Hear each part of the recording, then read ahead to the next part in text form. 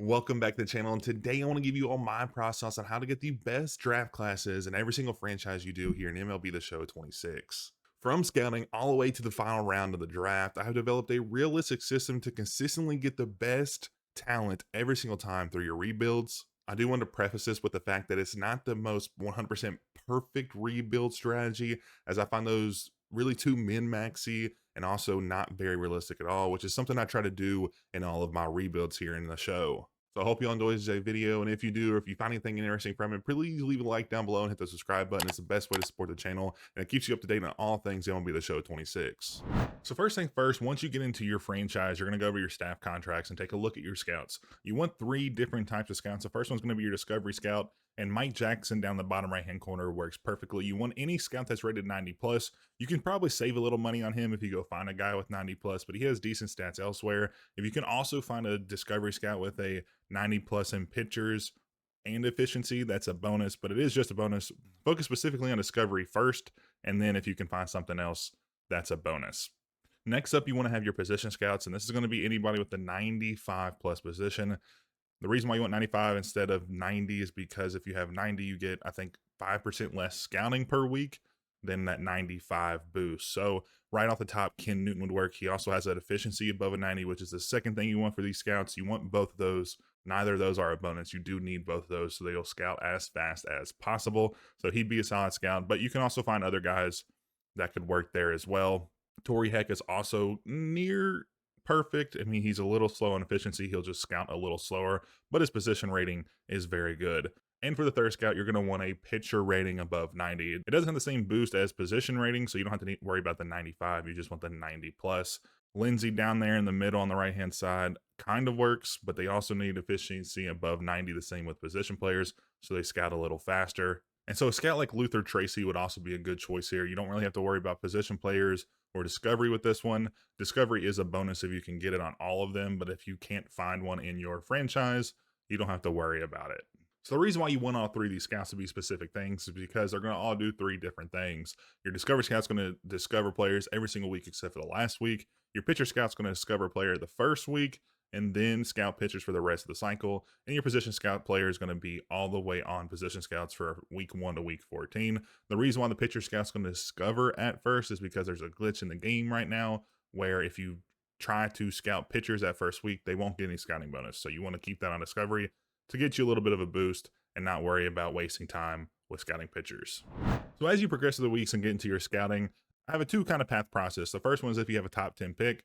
For the top 10 pick, I would scout anybody from pick number 1 all the way through at least pick +2, whatever your pick is. So if it's pick 5, I would go to like pick 7 or 8. If it's pick 10, I would go all the way up to pick 12. This is going to be tedious and probably take more time. You're not going to be able to scout as many players later, but it's better to find a top of the line pick at your first pick since those players are generally going to be better. This also includes any discover players. So as you discover players, some of them will more than likely be in the top 10. Scout those as well. Some of the guys around at the end of the top 12 mark bounce out of that. Don't worry about them. It's not too big of a deal. But if you do find a player you think you can get and you like, you can always move on. Sometimes I'll do this if I find a player who's discovered that's rated at like a top 8, and I really don't think anybody's going to draft them in the first couple picks when I have a top 3 or 4 pick.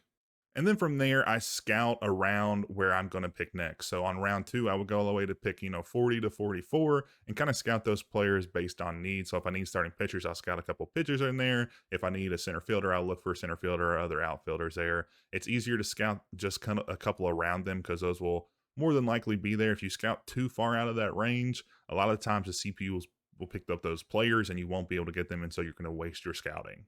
And then I'll continue to do this for the top 100. I don't do it for anybody outside the top 100 just because they don't show up on your board that easily and you have to go find them when you're in your draft. But I'll do this for the top 100. So for the Nationals here, I would round 1 pick 11, round 2 42, and then round 3 number 81, and kind of scout a couple guys around there. The only caveat to this is I don't scout any relief or closing pitchers, and there's a reason for that we'll discuss in a minute. But in general, I'll scout most players. Like if I needed a starting pitcher here, I would definitely scout Jason Gross and Corey Jacobs. If I needed an outfielder, I would scout Luke Brayman and Caden Hahn. It's always better to scout more on the back side of your picks because the CPU tends to generally go on the fact of the MLB draft board. But SCS has improved the CPU draft logic, so sometimes they will go grab a player there if they did end up scouting him and they're actually pretty decent. So be careful of that. Don't let guys ride too long before you draft them.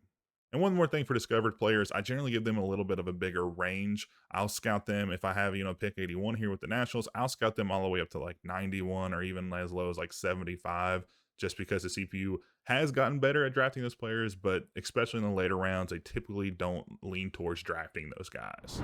For the final section, it's going to be who to draft when. And if you followed our process so far, you're going to get draft classes look like this. There's a lot of top guys you can pick up here, but we're picking 11, so we're going to have to wait and see kind of where we want to slot in and kind of what guys fall to us.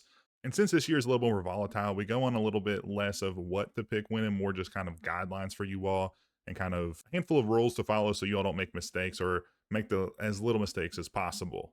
And my first guideline is going to be that if you're inside the top 10, I would choose the best player that I need. So if you need a really good starting pitcher, I would go with the starting pitcher, and same thing for position players. If you're outside the top 10, I would go more based on the best available, because once you get into round 2, round 3, you're not going to really find, top generational players every single round.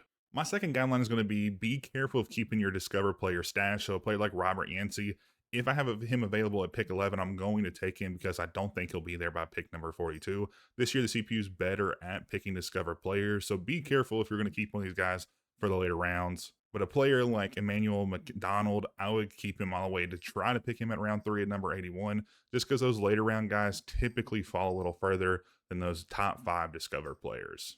And my third guideline is going to be that if you see a top 5 pick projected player on the MLB board and your board, and they slide all the way down to your second or even third pick, I would immediately get them. It typically means that they just don't have really good contact because the CPU emphasizes contact a ton in MLB The Show 26. They're going to have really good other stats like power, even fielding and speed, stuff like that. So if it does slide, I wouldn't necessarily write them off unless you have them 100% scouted and they are actually a bust. And you can see on screen in one of my recent rebuilds, Humphreys here fell all the way to my second round pick, and I picked him up, and he was projected a top 2 pick, and he came out really solid, given he didn't have that great of contact, but his power was off the charts. So just be careful to not let these guys slide past, because they could turn out to be really good players, even though they slid a ton. My fourth guideline is going to be always try to select a closer in round 3. Closers this year are completely broken, and even busts turn out to be really solid players. And if you do draft a bust in round 3, it's not the end of the world, because the closer ratings this year in MLB The Show 26 are very low. Even if that closer comes in as a 75 to 80 overall, they'll be very, very good and can be a very good trade piece later on in your rebuild. And a similar thing with relief pitchers, I typically wait until the last 2 rounds to pick relief pitchers, because you always get lucky with one of those guys and can always pick up a guy with 80 plus potential and 70 plus overall. And for my last guideline on your draft, I would never, ever pick a player that's injured. Rico here is injured, and I have just seen time and time again that players that come in injured can lose like 20 potential off their top potential and wind up as complete busts. But for players with the opted out doctor exam, I wouldn't worry too much about them. I haven't seen a consistent path where they come in with really low potential. It might affect it a little bit, but I would seriously never draft an injured player just because the potential is way too great that they come in with a really low potential, even if you have 100% scouted with a really high range. But following this process, we were able to get a really solid class for the 11th overall pick. We got a top of the line starting pitcher at our top 2 picks. And we were even able to get Douglas Duran, a 98 potential 48 overall first baseman. Obviously, he's going to be a work in progress and take a little while to get to the majors, but with a 4 to 5 year timeline, he'll be a solid shoe-in for a playoff run around that time for you. And then also our relief pitchers are really solid, 88 potential, Rhett Davis, and then James Werner, a little bit lower, but even has 75 potential. If he gets to that potential or overall, he'll be a really solid bullpen arm for us down the line. And then even Emmanuel McDonald, who is close to MLB ready, doesn't have the highest potential, but could play a role for us at shortstop. And again, as we said in the beginning of the video, this isn't the most perfect 100% guaranteed generational class draft guide. It's more realistic for those players who like to play with a little bit of realism in their franchises, but still be able to get consistent classes with really good talent and depth. But I hope you all enjoyed today's video, and as always, I'll catch you all in the next one.